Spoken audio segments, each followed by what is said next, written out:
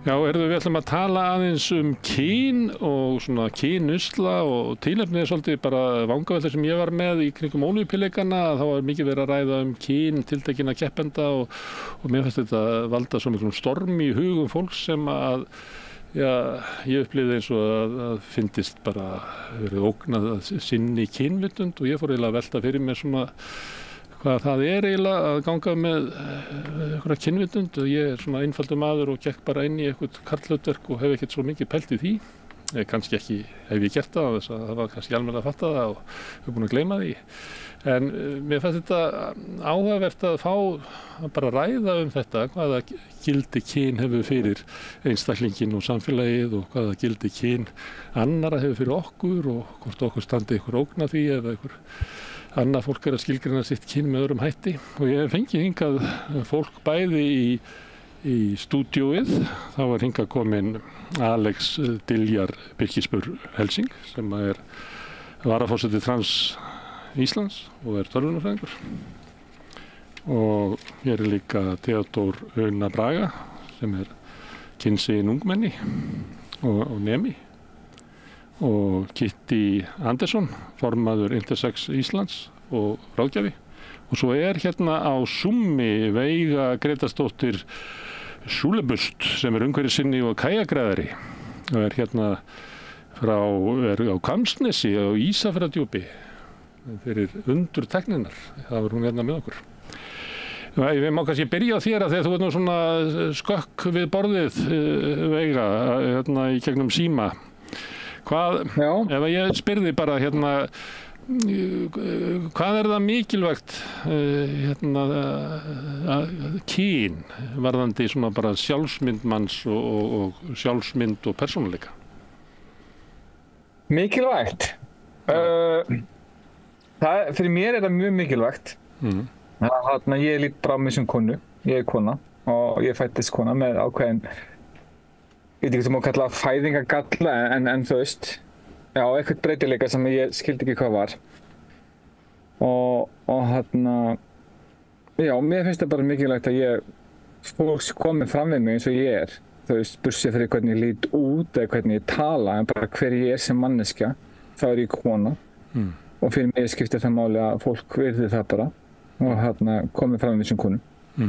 En þú hefur þurft að breyta kyni. Heldurðu að það að vera kona fyrir þér sé meira mál heldur en að það að vera karl fyrir mér? Ég breytti ekki kyninu mínu, ég leiðrétti kyn mitt. Það leiðrétti? Já, það hafa komið fram rannsóknir sem að sýnir það að transmanneskju sem ég fæðist með ákveðin, breytileika heila. Það voru að gera rannsóknir í Hollandi þar sem að kallar og konur voru látnir leysa ákveðna þrauti heilaskanna. Það kom í ljós að kynin notuðu ólíkar heilastöðvar að leysa þessa tilteknu þraut. Svo fenguðu transkonur og transmenn til að leysa sömu þraut í heilaskanna. Og þá kom í ljós að transkonur sem ég notuð sömu heilastöðvar eins og aðrar konur. Þannig að ég hef alltaf verið kona þó ég hef fæðst sem karlmaður. Þannig að ég breytti ekki neinu. Einu sem ég gerði að ég fór í aðgerðir og lét laga ákveðin fæðingagalla á mér. Þannig að ég hef alltaf verið kona. En það ekki þá svona heimur þar sem að maður annaðhvort karl eða kona? Heimurinn endilega þannig að maður sé annaðhvort karl eða kona? Nei, það ekkert endilega þannig. Þetta svo margbreytilegt. Og það búið rosalega mikið umræðinu núna með þessar litningar. Það allir orðnir sérfræðingar í litningum okkar, hins vegar fólks. Það kallar eiga að vera XY og konur XX, en þú veist, þú getur verið XXY eða XY og allavega. Þannig að þetta ekkert bara svart og hvítt. Og ég held að hún Kitty getur nú frekar að svara þessu heldur en ég. Já, ég ætla að spyrja hana, en þú ert kona. Já. Og bara punktur þar. Ég segi alltaf bara, þú veist, ég hef verið að útskýra fyrir fólki hvernig mér líður í dag eftir að ég fór í gegnum mitt ferli og fekk að vera ég sjálf. Að þess að skýra þetta sem einfaldastan hátt að það þekki allir þá tilfinningu að hafa verið lengi á ferðalagi. Svo kemur heim til þín, þú sest í sófan og bara svona, hvað gott að koma heim. Svo líður mér alla daga núna. Ég komin heim. Já, bara velkomin heim. Takk. Kitty, þetta með að hvað, kall og kona, það einfalt. En þetta einhvern veginn, þetta litróf eða hvað? Í hvers konar kynheimi lifum við? Já, við lifum... Fyrst byrjaði að skilgreina fyrir mér hvað karl og hvað kona. Sem ég get náttúrulega ekki að því að þetta svona rosalega hlaðin hugtök, sko. Þetta eru rosalega hlaðin hugtök og hvernig sem maður reynir að útskýra þau þá yfirleitt að þá endar maður á því að útiloka einhverja konur sem að bara mjög auðveldlega. Þú ert ekki nógu mikil kona eða? Já, að þú veist það sé eitthvað sem skorti upp á til þess að gera þig að réttri konu. Hvað er rétt kona? Og ég var rosalega gaman að því að spyrja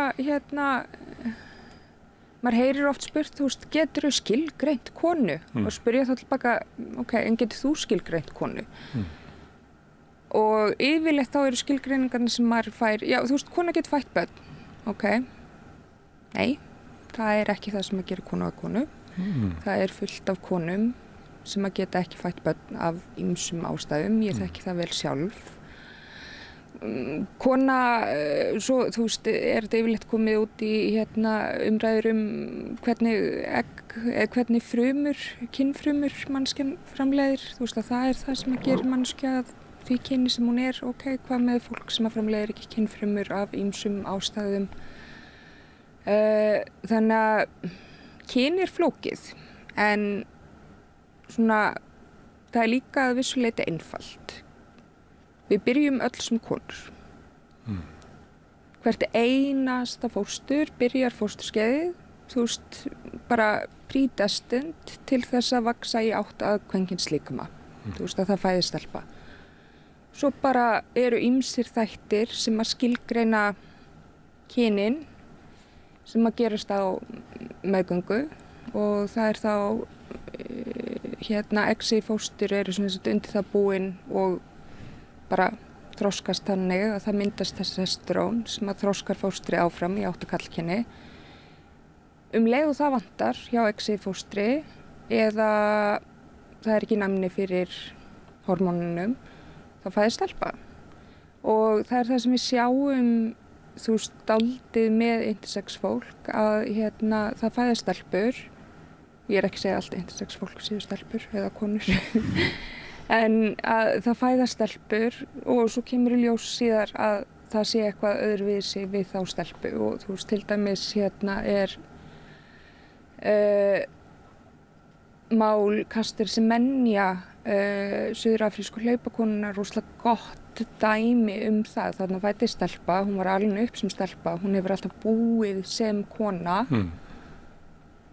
En hún var úthúið í fjölmiðlum af því hún var ekki rétt gerð af konu. Eins og alsíska boxkonan, eða ekki? Já. Er það annað tilfelli eða? Við vitum bara mikið minna það tilfelli. Núna hef ég ekki fylgst með, þú veist, öllu sem hefur komið út seinustu 2-3 daga. Bara, þú veist, þetta maður svona sér fyrirsagnar og svona grefur kannski aðeins dýpra heldur en flestir. En ég hef ekkert lagst yfir þetta, en ég hef ekki séð óyggjandi staðfestingu þess að hún sé nokkuð annað en kona frá neinum.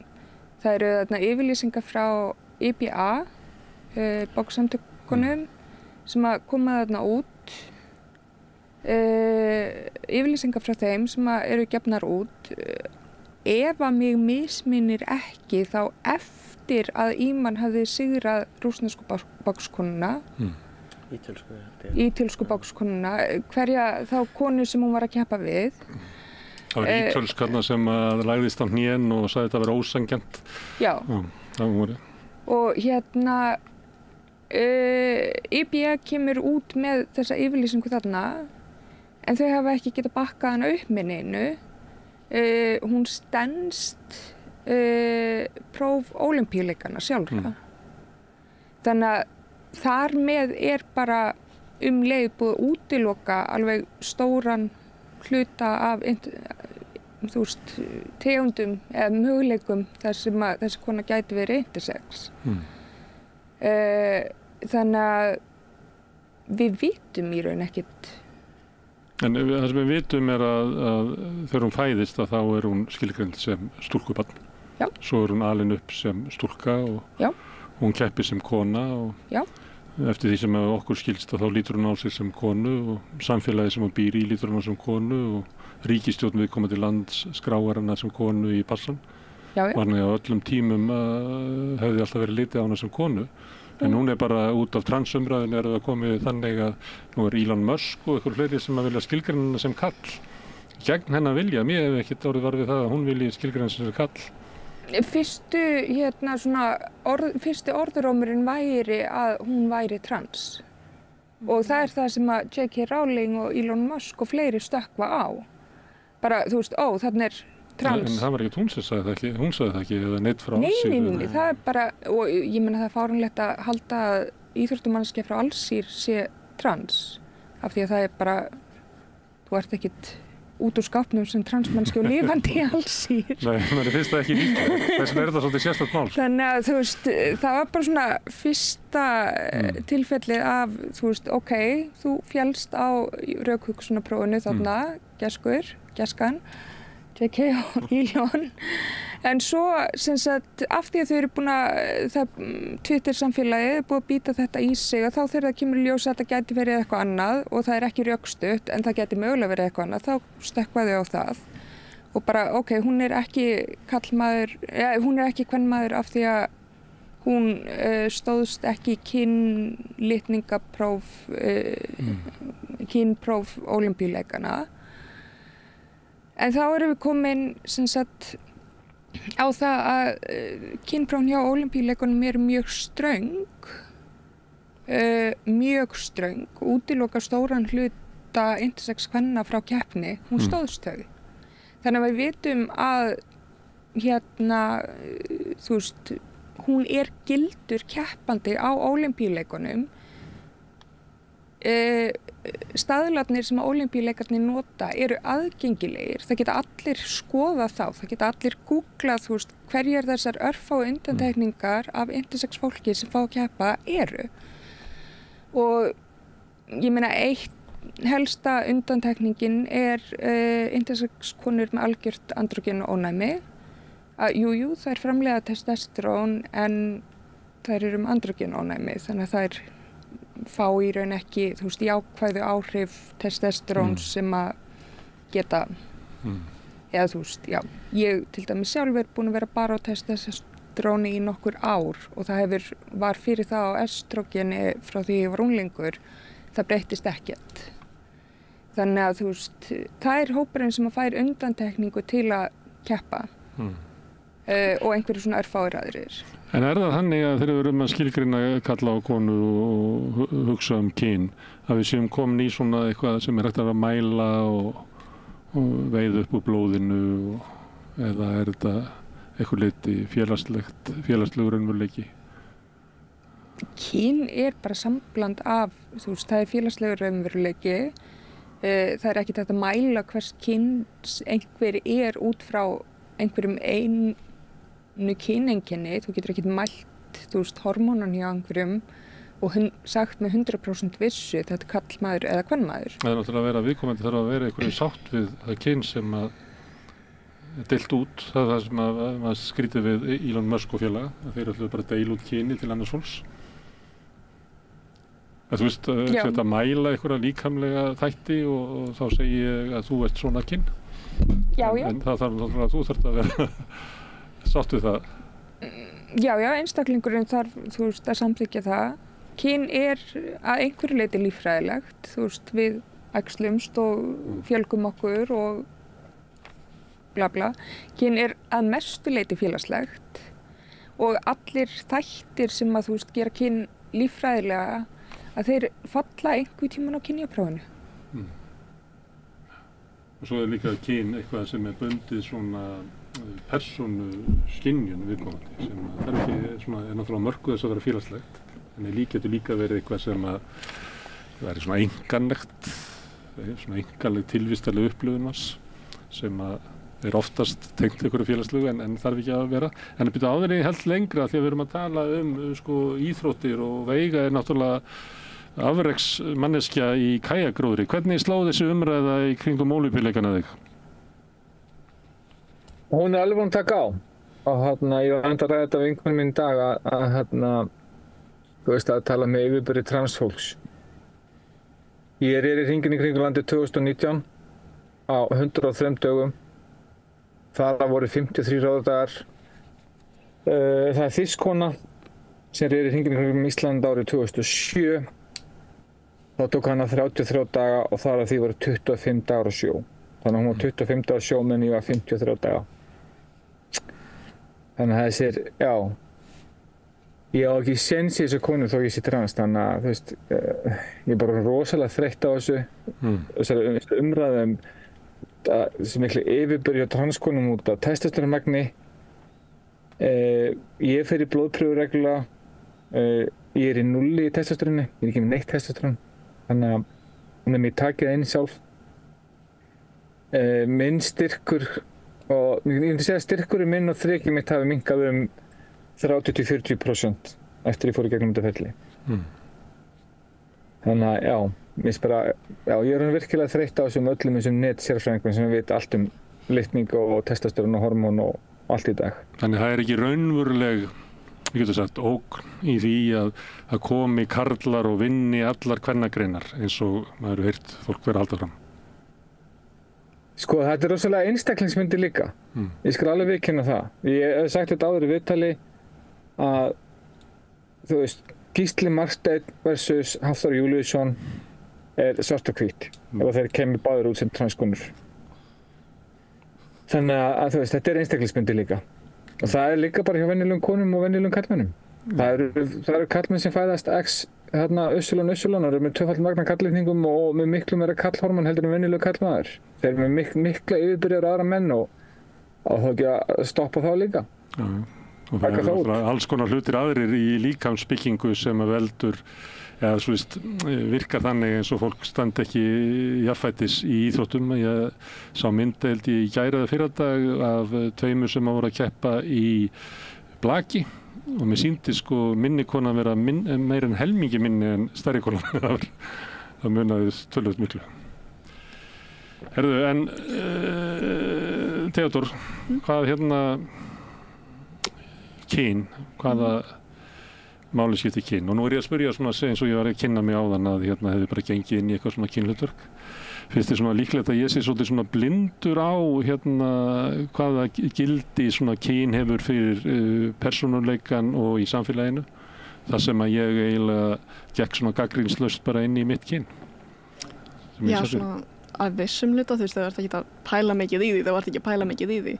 En þú veist, það er eins og þú veist, margt transfólk er að pæla mikið í því. Þú veist, eins og lengi vel þá þú veist, hugsa ég, hvernig mun fólk kynja mig í dag ef ég er í svona fötum eða þú veist, hæða mig svona eða ber mig svona, því að þú veist, það er stressandi að þú veist, vera bara svona, hvað þú veist, einhver kynja mig rangt og það mér líða óþægilega, þú veist, og hvað þannig að. En heldur það að segja umfram það, ef við ímyndum okkur bara eitthvað svona miðaldra kall sem að allt í einu er komin í svona sterk bleika skyrtu og segir allt í einu bara úpsi búpsi, ég get ekki farið út í þessu. Heldur það að segja munur á því? Því ég hugsa að fólk sé alltaf svona pínulítið með svona vakt á því sko hvernig það kynjar sig. Jú, þú veist, að vissumagn er munur en samt í rauninni ekki, þú veist, allir upplifa þú veist dysfóríu á einhvern hátt, þú veist, þessi svona óþægindi, þú veist, í kynnsinu eða þú veist, kvíði í kringum það, þú veist, því að samfélag okkar er svo rosalega kynjað og eitthvað þannig og þú veist, það eru svo margar svo, þú veist, ósagða, þú veist, reglur sem að er oft búist við fólki, þú veist, að vita eins og bara svona, þú veist, eins og það er, þú veist, í rauninni kennt, þú veist, ungum strákum að ekki vera í bleiku út af þessu og þessu og það er bara, þú veist, bæði félagslegt bara, þú veist, strákunni, þú veist, við hvort annan, þú veist, bara fá þessi skilaboð og svo bara svona deila það á milli því þau eru börn og þú veist, heilarnir eru sponges, þannig að, en já, ég misti þráðum minn, ég voru að hugsa ég var bara gildi kyns af því að Kitty, þú ert kona. Já. En Theodór, þú ert svona kona eða hán? Nei, það er ég ekki. Það er hann eða hán? Ég er kynsegin, ég er ekki hán, það er fornafn. Okay, það er eins og ég myndi ekki segja að þú ert hann. Já, en þú ert ekki með, það eru fleiri en 2 kyn allavega. Já, þú veist. Eitthvað svona, og hvað er þetta litróf, er þetta bogi eða hvað? Það er, þú veist, þetta er, já, oft hugsa að segja þú veist, litróf, en þú veist, það fer bara eftir til manneskju hvernig, þú veist, kynsegin fólk upplifir sig. Út af því að, þú veist, sumir hugsa það þannig að þetta er, þú veist, svona skali og einu megin er kall og einu megin er kona og þau upplifa sig einhvers staðar hérna í miðjunni. Annað fólk, þú veist, ímyndar það öðruvísi og hugsa það sem, þú veist, stort litaróf og þú veist, einhvers staðar er kall og einhvers staðar er kona og þau eru einhvers staðar hinum megin eða bara fyrir utan það, þú veist. Og það er ekki hægt að segja, að mínum mati, eru fleiri kyn en bara 2 því að, þú veist, já, það eru milljón leiðir til að upplifa kyn. Þú veist, allir upplifa sitt eigið kyn öðruvísi, þú veist, ég upplifa mitt eigið kyn öðruvísi en þú upplifa það og þú upplifa það og hún upplifa það. Þú veist, við upplifum það öll öðruvísi, þannig að þú veist, það er í rauninni að mínum mati ekki hægt að segja að það séu til eitthvað númer af kynjum. En svo get ég líka sagt það bara svona, það eru 36 kyn og þú verður að velja. Þannig að, þú veist, það er ekki það einfalt að það séu bara, þú veist, svona x mikið að kynum. En fyrir það sem er ekki mikið hugsa þetta, við getum hugsað svona boga og eitthvað svona vísi og svona, þá varum við með svona kall hérna og svo varum við með mjög kvenlega konu hérna og svo þekkjum við öll svona kvenlega menn og sem við bara þekkt í sögunni og ég er að fara að tala hérna á eftir við Auði Styrkarsdóttur Þuríði Formann sem að gekk í karlmannsfötum sko fyrir 250 árum, held ég, 200 árum, næstu, já, með árumlega það. Þannig það hefur verið svona vitað. En í sjálfu sér getur það líka verið svolítið skrítið að horfa á þetta sem bara svona tvo ása. Ég er að fá, það er ekki hjálp í því. Að horfa á þetta bara eins og mæli sem er einhvers staðar og ég spyr hvað er þín kynvitund? Já, hún er svona 46 gráður af 100 á einhverjum svona ás, það er ekki þannig. Þú þyrftir svo rosalega marga ása til að mæla það. Þannig að það er ekki gagnaði að hafa bara kall og konu og hugsa að svo er þetta bara, væru við öll saman eitthvað bara frávík frá því. Þú veist, það er líka, þú veist, ok, ef þú ert með svona ás, þá er svona, ok, hvað er kynið þitt, svona líkamslega, ok, þá myndu þú veist, reyna að finna það, en þú veist, það er svo mikið sem fer út í það, þannig að það væri erfitt, en svo er svona, ok, hvað er kynvitundi mín, það er annar ás, þá eru einhvers staðar annar staðar, og svo er svona, ok, hvað er kyngerfið mitt, þú veist, hvernig verðum það, þú veist, hvernig tjá ég kyn mitt, það er einhvern öðrum skala, þú veist, og þetta er allt, þú veist, það væri svo margir ásar, þannig að það væri bara endalaust. Þannig það er ekki hjálpa alltaf að setja þetta upp í Excel. Það væri allavega búið að, þú veist, simplifæja það rosalega mikið. En það er samt það sem er verið að svona einhver leyti að láta okkur svara í samfélaginu, beint og óbeint og eins og við vorum að taka bara þessi dæmi af fatnað og öðru slíku. Það var eiginlega verið að, fyrst og fremst þessi kall og kona sem er verið að svara. Hvað segir þú? Sko, svo mikið, þeir eru búin að segja svo mikið og maður vill ekki vera að grípa frá mig en sko, kyn, eins og ég sé það líka, þú veist, líffræðilega umræðan sem við áttum áðan hef einhvern veginn minni áhuga því að það er svo margt annað við kyn sem er svo áhugavert með, þú veist, af því þetta er í rauninni svo stór hluti af þessu líka er menningin og hlutverkin sem við tökum í bara aksjónum sem við erum að framkvæma hverjum degi. Þannig að það er líka, þú veist, það eru til svo margar gerðir af konum og svo margar gerðir af körlum og ef þú, þegar nú kemur inn þetta viðtal með hérna að þú hefur ekki skoðað þitt kyn og að þannig að mér finnst áhugavert líka að spyrja cis-fólk að því hvað er þeirra kyn fyrir þeim og að eiga samtöl með eins og vinum sínum, að karlmenn innan sinna vinahópa eigi samtal, heyrðu, hvernig karl finnst þú þér vera? Hvað er karlmennska fyrir þér? Og mér finnst það einhvern veginn að setja ábyrgðina alla á okkur sem fellum utan þessar hefðbundnu tvíhyggju kynjaregluðar, að setja ábyrgðina okkur þurfa að svara allir þessum spurningum. Af því að, þú veist, við höfum öll getuna til að svara, við erum öll með okkar kyn og svo margar hliðar af því og það er, þú færð hérna, heyrðu, já, þú ert karlmaður þegar þú fæðist og nú ert þú drengur og þá eru sett ákveðin hlutverk á þig og ákveðna reglur og mörg finna sig bara í þeim hlutverkum og eitthvað, þetta virkar en þetta stórt einhvern veginn bílhlutverka sem sett á fólk og þess að þú kannski á þess að draga neinar ályktanir hérna en eins og spurning með finnur þú þig mikið í matsjóleika? Finnst þú vera matsjógæi? Eða ert þú aðeins mýkri maður? Ég ekki svona búningaherbyggismaður og ekki veiðikofamaður og ég svona ég man að það kom stelpa í áhöfnina þegar ég var á sjó og það bara frelsaði messana því ég hef aldrei verið svona aldrei fílað að vera í svona ég ekki svona kallakall. Nei, ég veit. Þannig að það og fyrir sumum þá myndi þau kannski líta á það og vera eitthvað ert þú þá alveg kall? Þú ert ekki kallakall. Það er svo ég er ekki kallakall og ég meina já og þú ert samt fínasti kall þannig að það einhvern veginn af hverju við erum öll með svo breytilega tjáningu á okkar kyni og þetta svo menningarlegt og svo bundið í einhvern veginn hvítleika og í misogyníuna og patriarkíu líka og eins og þú veist með það að þessi spurningum eitthvað svona eru transkonur hættulegar það mjög sjaldan tekið eru transmenn hættulegir og það enginn á því af því að þetta leiðir í rauninni þú veist, svo mikið meiri hlutin af þessu leiðir í bara misogyny yfir höfuð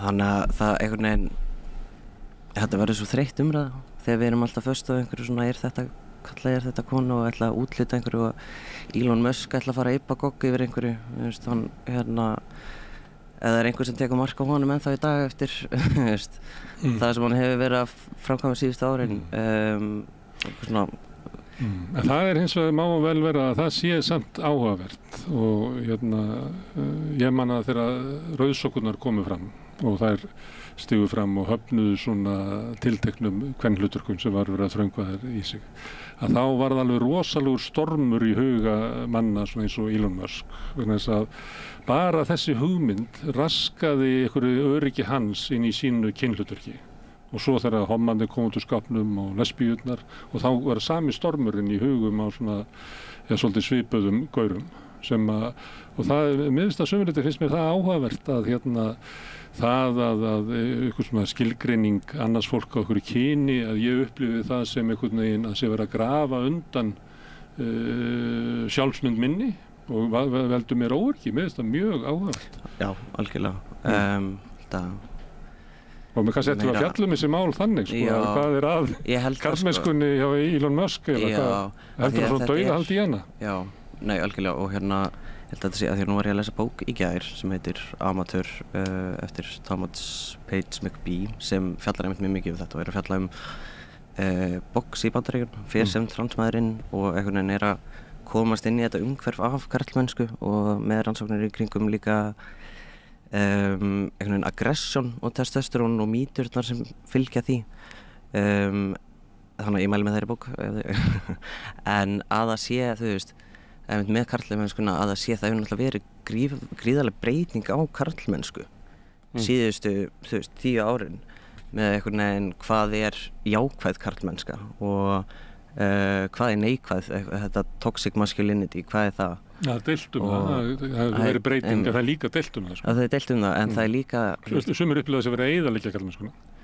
Já, en mikið það sorglegt að horfa á karlmennsku sem svona lítinn hlut að geta ekki embraceað einhvern veginn og tekið inn og fagnað öllu því fallega sem karlmennska getur verið heldur að festa sig við eitthvað sem að mikið af karlmennum líður heldur ekkert vel í held ég og það búið að þú veist þannig að ég held að það sé líka og eins og sagði hann með einhvern veginn við fáum þessi box svolítið útlitið þegar við fæðumst og herði nú að þú að haga þig svona og svona og það í rauninni fyrir flest handrit á, þú veist, þetta einn af þessum hlutum sem einhvern veginn hér verið að útluta þér handriti fyrir lífið sem þú getur fyllt og verið bara, heyrðu já, svona eiga kallar að haga sér, svona að gera og þetta svipað og þú veist, eins og að vera hinsegin yfir höfuð þá maður svolítið aðskila sig frá handritun oft, allar í mínu tilfelli og þetta svolítið ef að það sem allan mín kenning það af hverju karlmennskan í smá krísumóti að ef það verið að segja að þú fékkst þetta handrit frá fæðingu og þú þekkir ekkert annað og það er síðan verið að segja, heyrðu, handritið var kannski ekki alveg rétt og það eru fleiri handrit eða fleiri hlutverk fyrir þig til að skoða og það er svo gríðarleg sjálfsvinna held ég sem felst í því og þá missir þú öryggi og þá missir þessa hugmynd af líka hvað er mitt öryggi samfélagslega af því mér var sagt að samfélagi myndi samþykkja mig að ég væri svona og ef það er síðan ekki satt hvað þýðir það þá þannig að það er svona þannig minnst það mjög áhugavert og Elon Musk kemur náttúrulega nær einhvern veginn að vera talsmaður þeirra held ég sem eru í þessari hræðslu af einhvern veginn hvað er ætlast til að mér er mitt ekki, en ég veit ekki hvort þið er samanlega, ég er kannski bara að bulla en það eru svona, já þau aspekt að því sem ég finnst áhugaverð við kynhlutverk. Ef við spyrnum ekki fótu við núna þá mun bara heimurinn hrynja, það er nú svona stemmingin. Má ég spyrja þig Veiga hérna að þið verum að tala svona áhrif hérna kynskilgreininga á vitund annara. Hefur þú orðið varfið það að þitt kyn svona raski ró annara sem í kringu þig, sem hittir? Ég upplifði það fyrst, já. En talandi þess að kynvitund og kyntjáning og allt þetta. Ég verið rosalega mikið vör við þetta, hvernig ég klæði mig. Ég var mjög upptekinn að vera alltaf svolítið dömuleg þegar ég kom fyrst út.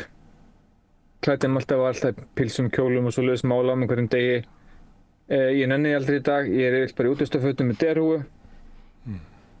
Og ég upplifði mikið þegar ég er bara svona sem ég er núna, þá talað við mig karlkyni.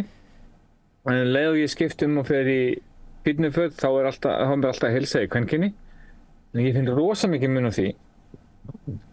Og ekki bara á þessu sviði líka, heldur líka að ég, er svona útistaklædd, ég er mest Patagonia, ég bý í húsbíl og mjög oft á bensinstöðum þá tala við mig á ensku til dæmis.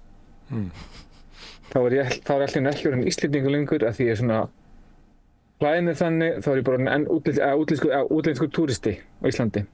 Þannig að við erum rosalega gjörnir að stimpla setja fólk í box. En þetta með að hérna sé svona ögrun í þessu, að einu sinni varstu kall og nú ertu kona, upplifirðu það að það svona valdi einhverju óöryggi í fólki sem að þú átt í samskiptum við? Að það sé einhverju vandræði með sitt eigin kyn? Vinir mínir voru hræddir við mig, ekki hræddir kannski en þeir fannst óþægilegt að hitta mig fyrst skiptið og sumir töluðu það við mig bara þeir voru smykir að hitta mig en svo bara eftir 5 mínútur bara ok, þetta er alltaf sama manneskjan, það er ekkert breyst nema einhver smá útlitslega en það sama manneskjan er bak við skilina. Herðu, ég sagði áðan að ég ætla að tala við hana Auði Styrkarsdóttur Þuríði formann og í því samtali kemur fram að Auður er svolítið á því að raunverulega hafi svona kynhlutverk verið miklu víðari í gamla daga heldur en við höldum. Af því að þessi frekar eins og við hafum svona eitthvað tímabil sem við erum að koma út úr sem hafi verið kannski fyrirlutu 20. aldar og svona iðnbyltingin og það tekist reynda líka því að Þuríður formaður var í svona það sem hefur verið kallað karlmannsstörf og það var miklu algengara heldur en við höldum fyrir iðnbyltingu að konur gegndu alls konar störfum. Þannig að þessi svona kynskipting hafi komið svona seinni tíma. En svo ég nefni þetta að því að maður sé svona kannanir sem sýnir það að meðal yngra fólks er miklu fjölbreytilegri skilgreininga á kynvitund og hvernig fólk skilgreinir sig. Er það eitthvað menningarlegt? Er eitthvað í menningun okkar sem að opnar fyrir það? Eða er það núna möguleiki á því að skilgreina sem öðrum hætti sem ekki var hægt áður? Þetta er svona klassísk spurning því ég þekki þetta, hvort að við notum meira að geðlyfjum vegna þess að okkur líður verr í dag eða er það vegna þess að við erum auðveldra með að viðurkenna okkur líður vel og þess vegna leitum við eftir aðstoð. Er það eitthvað, getur það verið eitthvað í menningu okkar sem að veldur því að við lifum bara svona kynusla tíma sem að rísa og hníga eins og margt í menningunni eða er þetta þannig að kannski fyrri kynslóðir hafi verið miklu bældari svona út frá kynvitund heldur en við erum í dag? Sko, ef við bara förum aðeins tilbaka og skoðum fyrst hversu hátt hlutfall íslenskra þjóðar var samkynhneigð hér 1980 2003 bara sem dæmi. Eða svaraði játandi. Já, sem sagt, samkvæmt okkar ímynduðu Ísland census sem að spurði þess áttu spurningar, að þá hefur svo prósenta verið, bara hún hefur verið rosalega lág þá. Ef að sama spurning spurði í dag, þá hefði prósentan breyst gríðarlega. Þetta voru ekki froskar sem að gerðu alla hinsegin, það var ekkert spreytað á akrana hjá okkur, það kom ekki geirrigning niður af himnum.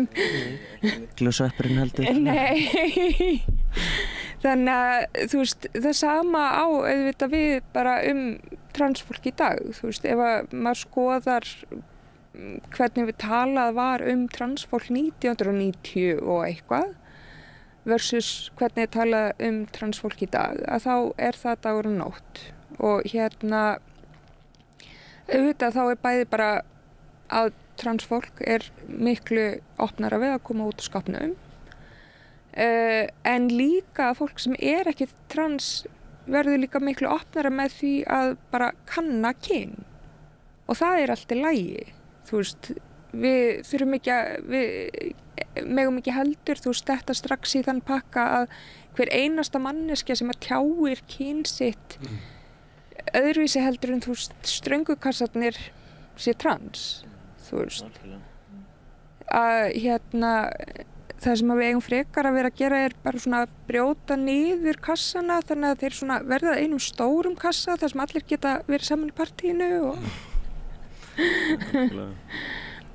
smússa þeim saman, búið stórt í skó. Stórt partí, það sem öllum vel og væri sátt.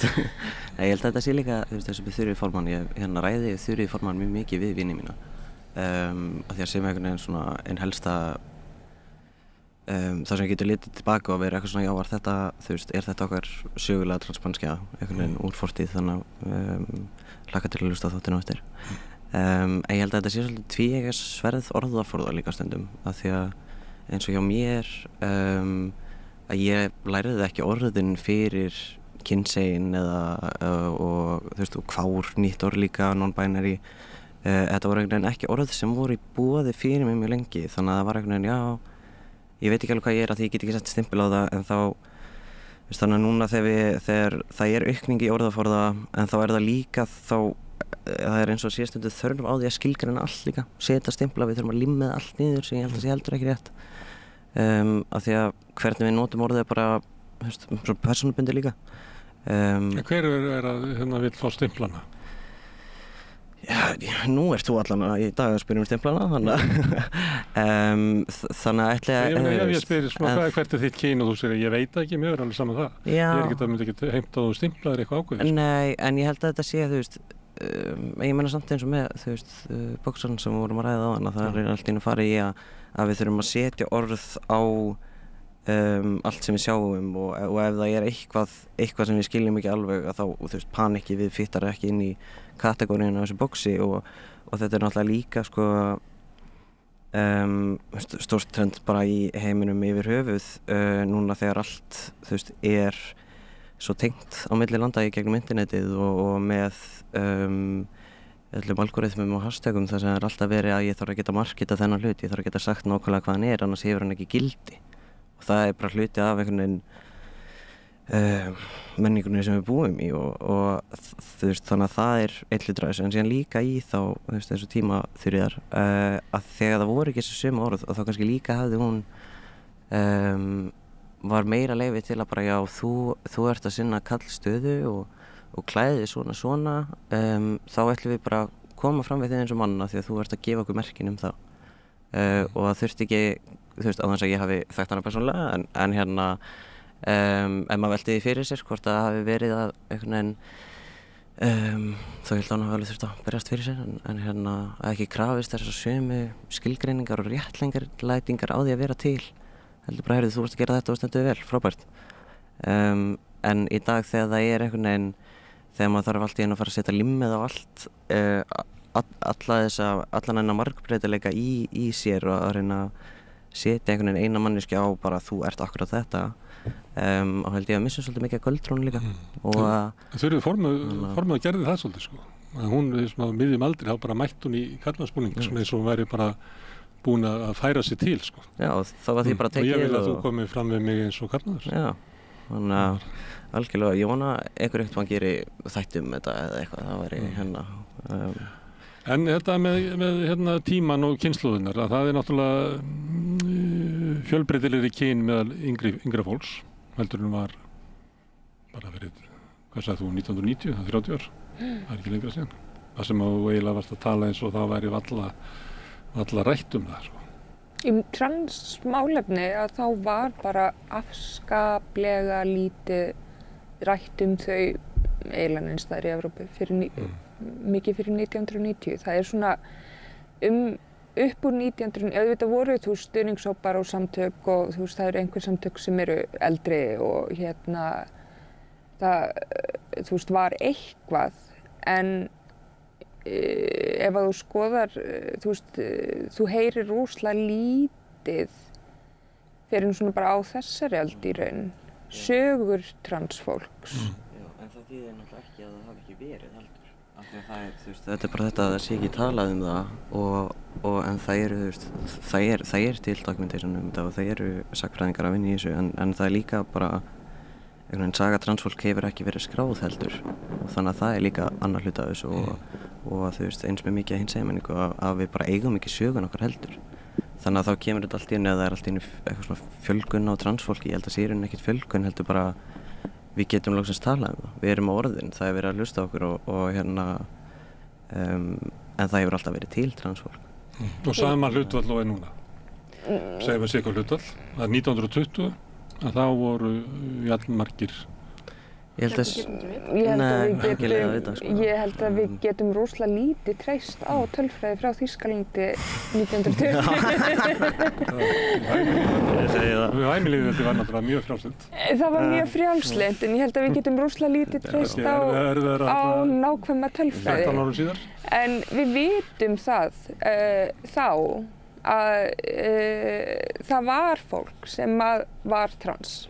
Sem að í dag myndi uppfylla hvaða staðla sem hafa verið búnir til að skilgreina hvað er transfólk og þeir staðlar eru náttúrulega bara mannanna verka eins og allir aðrir staðlar þetta er alltaf eitthvað sem við setjum niður á blað en við vitum það að það var mikið skrifað, mikið rannsakað og mikið, talað, rætt og fleira þau málefni á þeim tíma. Við vitum líka að sömu læknar og voru að sinna transmálefnum voru að einhverju leyti að sinna fólki sem var með ódæmigerð kyneinkenni. Og við vitum að allar þær upplýsingar hurfu. Við vitum af hverju þær hurfu og við vitum til hvers það leiddi. Eftir seinni heimsstyrjöldina að þá voru samkynhneigðir fangar og fangar sem á þeim tíma hefðu verið kallaðir klæðskiptingar, að þeir væru að skipta klæðaburð, að þá voru þeir teknir út úr fangabúðum og handteknir aftur. Eða þau tekin út úr fangabúðum, þeir fangar teknir út úr fangabúðum og handteknir aftur. Og sátu oft inni lengi. Þetta Bretland hefur mjög sterk áhrif á heimsbyggðina, sérstaklega á þessum tíma 1960, 70, 80 og í Bretlandi þá var section 21, fræðgi 21 ég er hræðileg með svona tölur þá aldrei að nefna nýtt með tölur í gildi alveg ótrúlega lengi. Þannig að ástæðan fyrir því að við heyrðum ekkert homma 1980 og byrjum með, rosalega lítið homma 1980 nema kannski Samúel og er bara einfaldlega af því að þetta var bara barið úr fólki og það annað hvort flúði í land eða fór og vann vinnuna sína og fór svo heim og starra út á vegginn. Það líka eins og þú veist að eins og fólk lengi verið, þú veist, mátti ekki tjá sig í rauninni og eins og þú veist, ég man ekki akkúrat árin sem að þú veist, the Hays Code var aktiv, 50 eitthvað þannig. En þú veist, þá lengi vel gat fólk ekki, þú veist, til dæmis sýnt, þú veist, hinseginleika í miðlum án þess að annarkvort, þú veist, þá sé það, þú veist, dæmt sem, þú veist, vont og sýnt bara svona, þetta er vondur hlutur og vondur hlutur muni gerast við þig ef þú ert svona og eða Já. Ég vildi bara innskot hversu lengi mátti ekki segja hommar og lesbíur og rúf. Þannig og þú veist, já þannig að bara lengi vel hinsegin fólk gat í raun ekki tjáð sig ekki einu svona í gegnum þú veist að segja bara sögur og eitthvað nei. Þannig að þú veist við vitum bara svo lítið þú veist hinseginleika á þú veist svo löngum tíma fram að. Ég held að það hefur verið svo seint sem bara 83 eða 4 þar sem var samkynhneigður maður drepinn í Reykjavík og það mátti eiginlega skilja það á fréttunum að hann hefði átt þetta skilið. Það var þannig. En þetta er náttúrulega svona eins og margir hópar að þegar þeir koma út úr skápnum þá þarf að finna sögun aftur. Það var konur gert og svartir í Bandaríkjunum og samkynhneigðir og transfólk, þannig það áttir að endurskoða söguna. En varðandi Ísland, að því að það er svona, þetta er svona menningarlegt og að því að það er svona, ég var að leika mér með svona eitthvað svona svigrúm í þessu og sem að og það var svona skilst að það sé ólíkt svolítið eftir menningahópum eða þessum löndum. Það sé svona meira svigrúm, er það ekki að setja sig á Spáni eða Tælandi eða í Mexíkó heldur en kannski er hérna upp í lúterismannum hérna á Íslandi. Eru við óvenju þröng og stífa á kynjunum hér? Sko, skilgreiningunum á? Já, ég held náttúrulega sko, í bara mjög mörgum menningaheimum utan hins vestræna heims þá hefur kyn verið fagnað svo mörgu leyti á svo marga mismunandi hátt og hafa verið bara í gegnum söguna og þetta er rosa þessi kynjatvíhyggja er rosa vestræn hugmynd og kemur með kolóníalisma bara að og mikið hérna þetta lesa mikið að fræðum og bókum það þannig að við veitir svo mikið hvernig það var akkurat hér en ég held að þetta tengist alveg og það er einhvern veginn ég hafði alltaf einskot en hérna sem barn gaman að norrænu guðafræðina því að það var svo mikið að mismunandi þjáningum í því og hérna með Baldur sem er svo sætur og fínn og Þór er svo mannsó og sterkur skiljur að það var einhvern veginn þannig að ég held að þetta hafi þú veist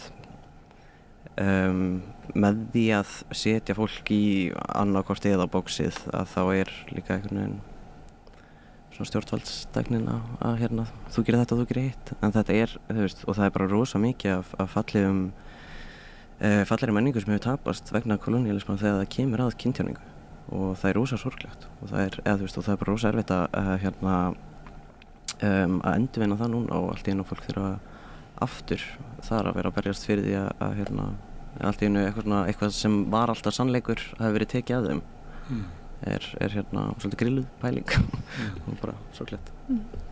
En erum við á vondum stað með svona þröngaskilgreiningar? Ég myndi segja lúterismannum hérna upp á Íslandi.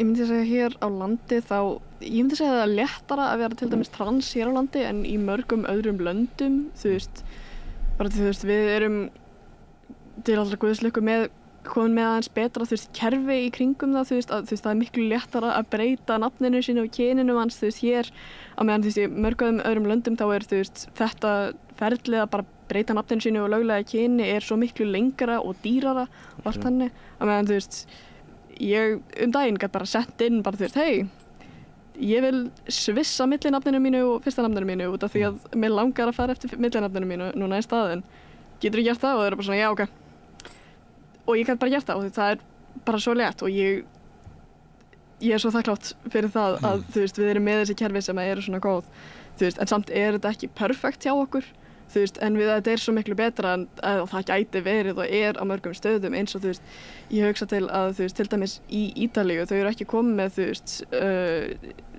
ókynjað fornafn þú veist sem að fólk getur þú veist notað þú veist, eins og þegar það komið, þú veist, ítalski nemar, þú veist, sem hitt okkur, þú veist, í skólanum á, þú veist, fyrir á árinu og þú veist, við vorum að tala við þau og þú veist, vorum að útskýra bara, þú veist, til dæmis, þú veist, ég er kynsegin, ég nota fornafnið hann og eitthvað þannig og þau eru bara svona, við erum ekki með það, þú veist, við erum með transfólk og við erum með kynsegin fólk en þú veist, það í rauninni þarf bara að velja, bara hann eða hún, þú veist, í rauninni, þú veist, sem að, núna er þakklátt að við erum með þú veist, til dæmis orðið hán og þú veist, allar beygingarnar af hán, þú veist, hér er hán frá háni til háns inn í, þú veist, kernu og þetta er, þú veist, recognized sem, þú veist, bara kynsegin fornafn og eitthvað þannig. Þannig að það gæti verið verð í rauninni. Ég vil ekki að kvarta yfir Íslandi, en ég var svona hugsa bara svona menningarlega. Já, það er náttúrulega í fræðskjótinni, ég held ég að miskilja spurningur á það. En hérna, lögum kynrænt sjálfræði voru samþykkt 2019, ekki? Þau hafa verið samþykkt í pörtum meira og minna stanslaust síðan 2009.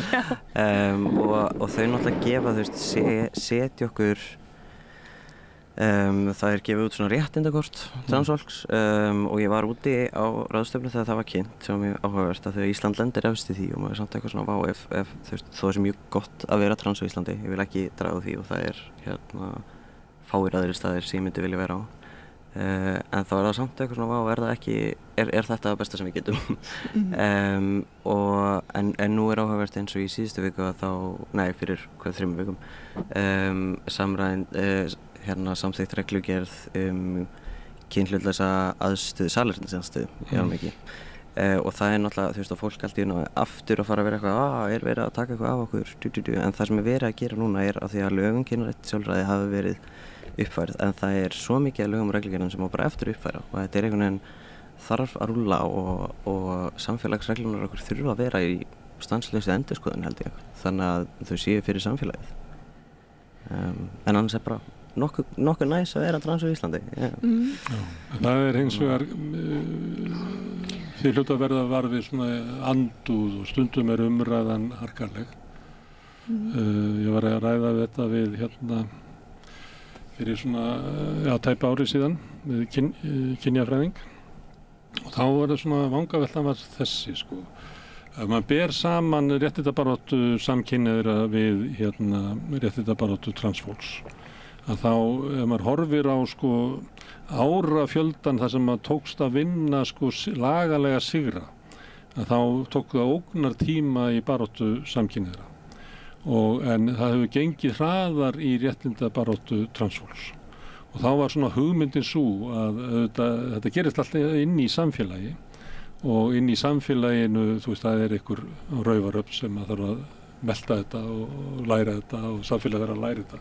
Þannig að ástæðan fyrir því að við verðum meira varfið andúð núna gagnvart transfólki og svona harða umræðu væri það að sko samfélagi væri bara ekki alveg komið þangað sko.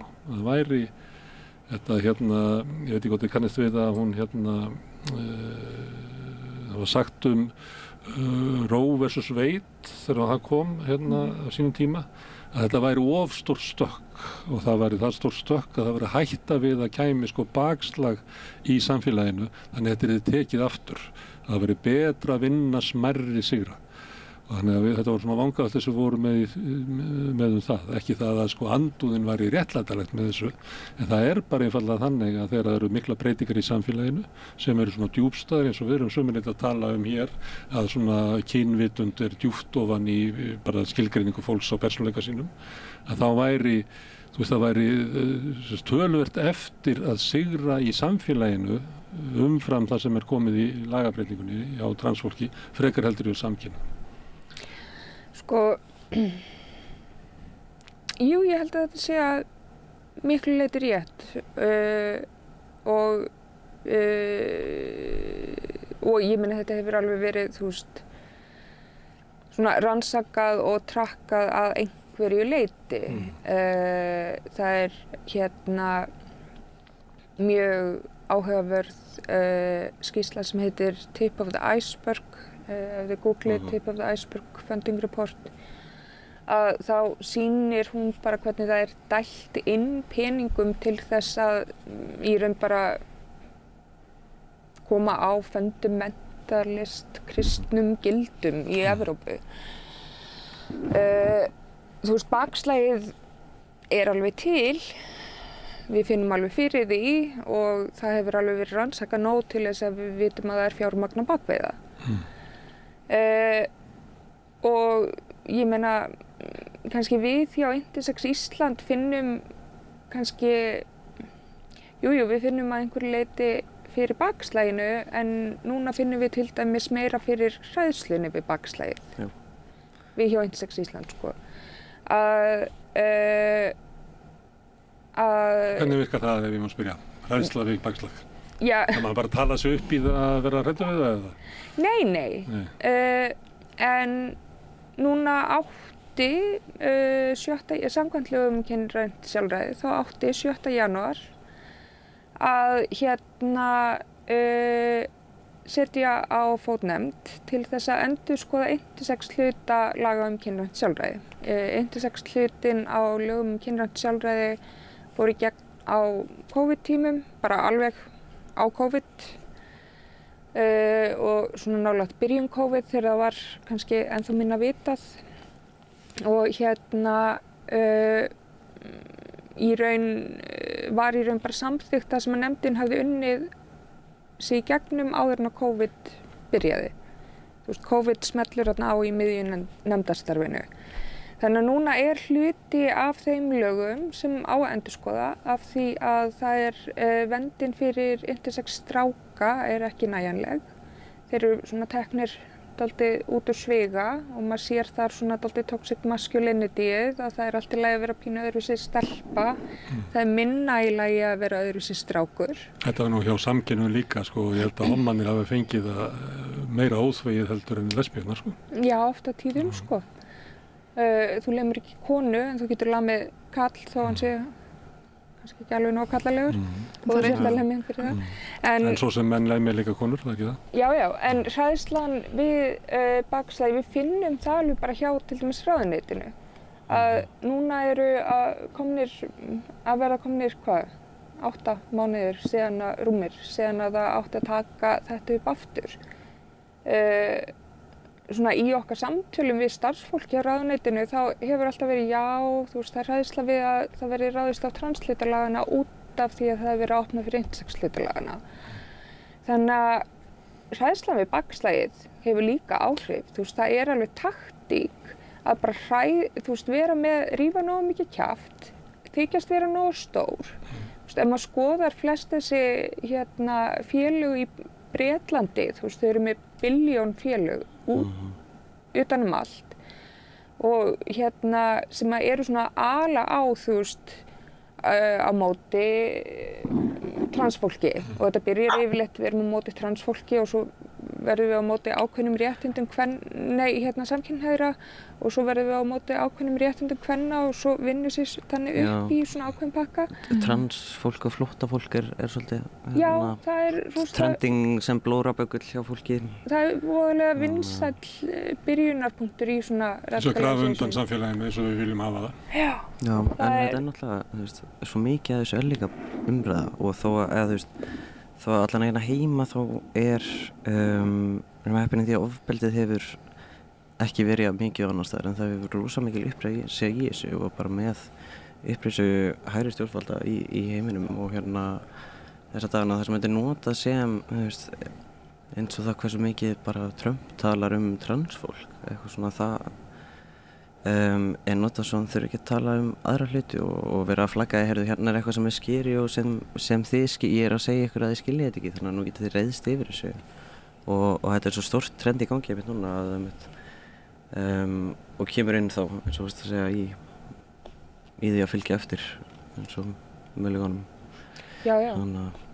Þú myndist þá að að tala í rauninni eins og að transbaráttan til dæmis kom á eftir samkynhneigðu baráttunni og eitthvað þannig og eins og bara svona samkynhneigðu fengur rétti og svo kom transfólk en það er í rauninni að barátta fyrir samkynhneigðu réttindi og transréttindi fara svo mikið hönd í hönd í sögunni eins og það sem við teljumst vera bara stór byltingapunktur í bara hinsegin baráttu en mikið tal sem samkynhneigðu baráttu var Stonewall og þú veist, nema hlutin var Stonewall var ekki bara, þú veist, samkynhneigð bara, þetta var, þú veist, transfólk sem var fremst í þessu, eins og þú veist, mest þekkta fólkið, þú veist, frá Stonewall þú veist, Sylvia Rivera og þú veist, Marsha P. Johnson sem voru transkonur af leið sem þú veist, voru þarna, þannig þú veist, það hefur alltaf farið hönd í hönd og þú veist, transbaráttan kom ekki upp á þurru, þú veist, við höfum alltaf verið þarna. En ef við tekjum svona lagabreytingar á Íslandi, þá þá koma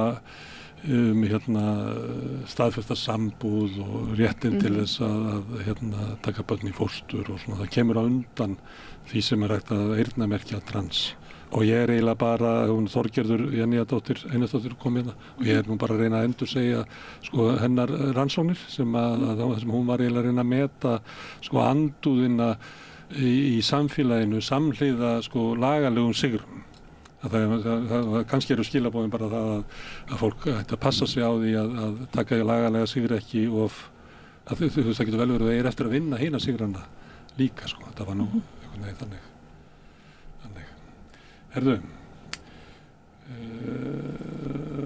Veiga, þú nú á Zoom sko og það sá sem á Zoom, hann bara ekki í holdinu eins og sagt og þá gleymist. Viltu skjóta ykkur inn í áður en að við slítum þessu eftir það þá? Já, ég þá. Þú ekki sofnað yfir okkur? Nei, ég þannig ekki. Kannski eitt sem ég langar að segja, talandi um umræðin á síðustu ári. Nú ég fædd 76 á Ísafirði og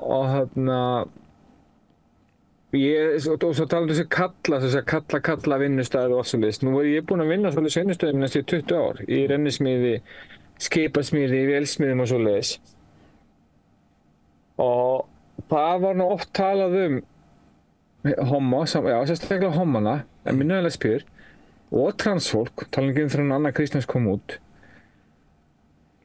Sko, þetta var viðurstyggilegar umræðasundum í kaffistofunum og það var til þess að ég þorði aldrei að koma út og það tók mig langa tíma og það endaði með sjálfsvíðstilraunum og ég veit ekki hvað og vegna þess að ég var svo hrædd að börnin mín yrði fyrir aðkasti af því ég svona sem ég Það var aðalega vegna þess að umræðin var svo slæm á þessum stöðum.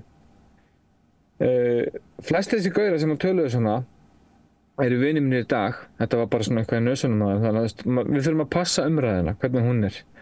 Hún getur verið stórhættuleg. Ég held að líka svona kalla hópar ættu hugsa það sérstaklega eins og ég var að vitni í áðan að ég meikaði aldrei þessa hópa sko og það var bara að fá bara eina konin í hópin að þá bara slaknaði aðeins á þessu og það var aðeins síðara sko. Þannig að maður bara fá koni í hópum gætt varir mann fyrir því að þurfa að sitja undir svona einhverju stjórnlausu kjaftaði sem er drifið áfram raunverulega bara fordómum og andúð sko, hvað fólki. Herðu, gaman að fá... Já, minnumáttarkennd líka held ég. Hvað segirðu? Bara drifið áfram að minnumáttarkennd, menn er eitthvað reyna að upphefja sjálfan sig með að draga aðra niður. Já, sem er svolítið svona útgangspunkturinn hjá mér umverulega að sé eitthvað að kynja greiningunni hjá Elon Musk sjálfum sem að við erum kannski að svara við erum bara að svara einhverjum stormum í huganum á einhverjum manni sem að kannski stendur ekkert sérlega sterkur fótum í eigin persónuleika. Herðu, en kæra þakkir fyrir spjallið Veiga sem er á Hvammsnesi við Ísafjarðardjúp og þeir sem eruð inni við Rauðaborðið Alex, Theodor og Kitty. Kæra þakkir fyrir að koma hingað og það var þolinmæði til að hlusta á mig og svara spurningum minn. Takk. En ég ætla að sitja áfram eða við við Rauðaborðið og reyna að skilja þennan heim sem við lifum í. Reyndar ætla ég að sitja áfram og tala Þuríði Formann sem er kona í buxum eftir augnablik. Allir þættir Samstæðvarinnar eru fáanlegir á öllum helstu hlaðvarpsveitum.